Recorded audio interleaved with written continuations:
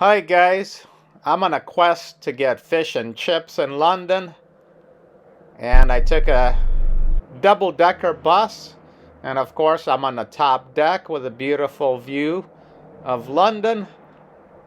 It's about 8:20 p.m. The sun is setting. It's a beautiful time of day. So I took this bus from the Knightsbridge neighborhood of central London, and for some reason I expected fish and chip shops, or chippies as they call them, would be everywhere. I guess that reason is that I'm in England, but that was not the case, especially not in central London in the Knightsbridge neighborhood. So I don't know if maybe it's more of a pub food, and you're supposed to go to a pub to get it.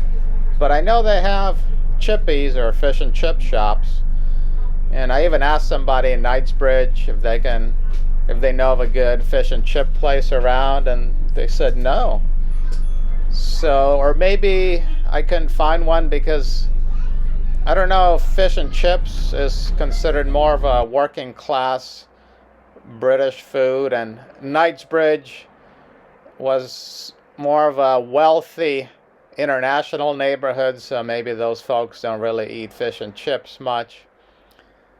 But I found a highly rated fish and chip shop that was a 10 or 11 minute bus ride away, and I figure here's my chance to also ride on a double-decker bus.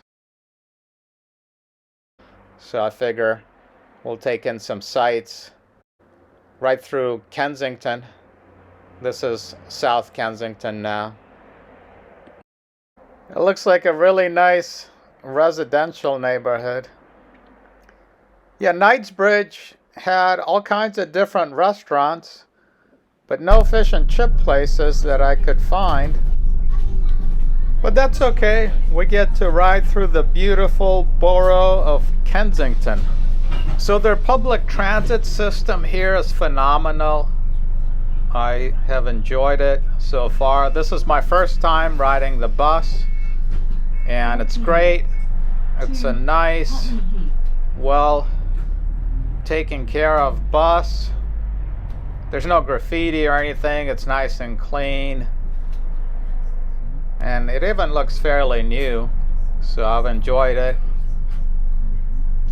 Other than being a double-decker bus, it's pretty much a fairly normal bus, but it has really nice big windows and a nice view.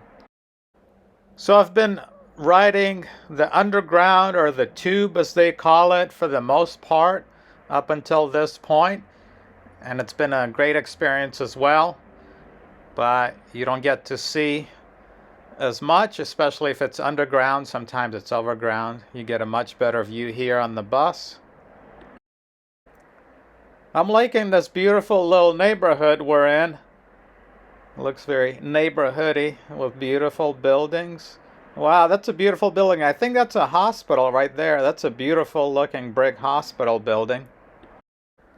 So the people in the front are leaving, which means we're now going to be in the front with an even better, beautiful view. Here we go. Oh yeah, this is way better.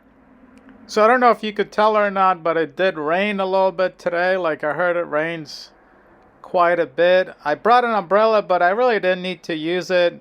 I have my hoodie, and I just put it up a few times. It only sprinkled here and there a little bit, so it really wasn't that much rain. I'm looking forward to my fish and chips, and I looked it up, and from there I'm just going to take the tube back. It'll be faster, but I wanted to get a nice view on the way there. So the tube system here is pretty awesome.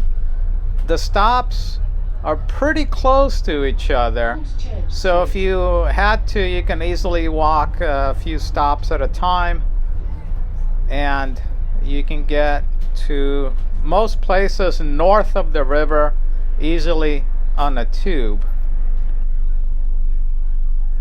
Yeah, their underground system is pretty extensive. I believe it has around 270 stops. And I believe London has the oldest metro underground system in the world. I think it is the first one ever.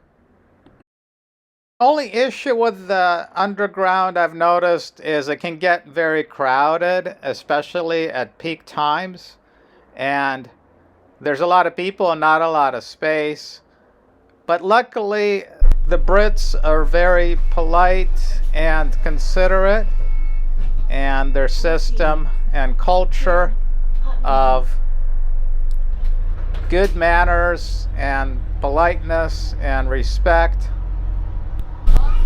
makes it easy to get around and navigate, even in a small place with a lot of people around. They try their best not to bump into you, and if they accidentally do, they're very apologetic. So in that sense, it's been very nice.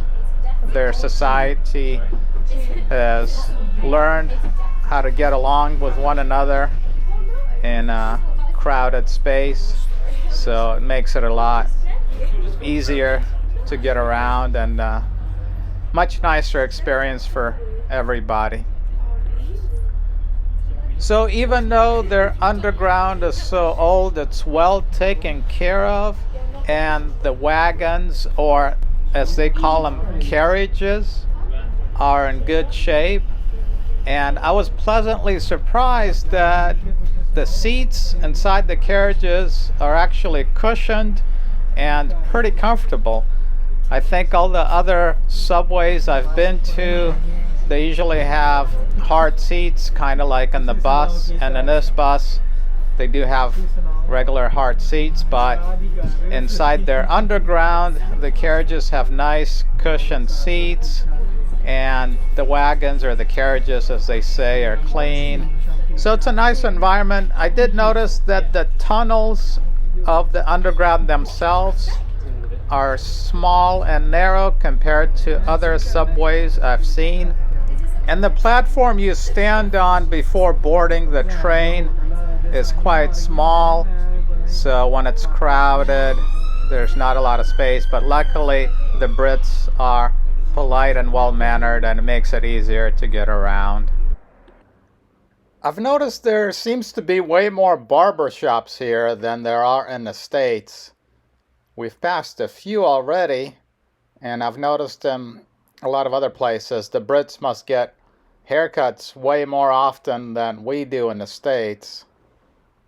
Oh, there's a gas station. That's the first gas station I've seen around here. I haven't seen any gas stations yet. And so, of course, it's in British pounds, and they use liters. And to convert it, that comes out to over $7 a gallon. So it does cost a bit more here than it does in the States for gas. And come to think of it also, I haven't seen too many car-related places here. It seems like in California, or in the U.S. in general, I think there's more car repair shops and body shops and places to get your tires and oil changed. So I think there's definitely fewer cars here per capita. And also, I heard that the Brits don't drive as much. I think they average maybe 6,000 miles a year, or 6,500 miles a year, I think, is what I read.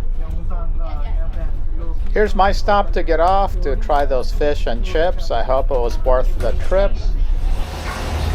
All right, I got my fish and chips. Looks good. I hope the taste is good. Another thing that's different here is for these ketchup and condiments, they charge you extra. In the US, everything would be included, but here, if you want a ketchup packet, that's 40 pence.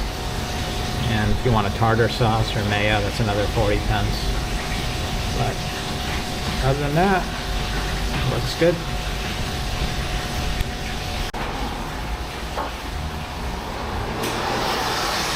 Oh yeah, I'm gonna eat my fish and chips.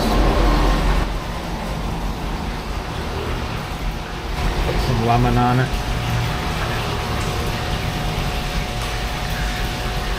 I'm gonna enjoy my fish and chips. All right, thank you for watching, guys. Hope to see you next time.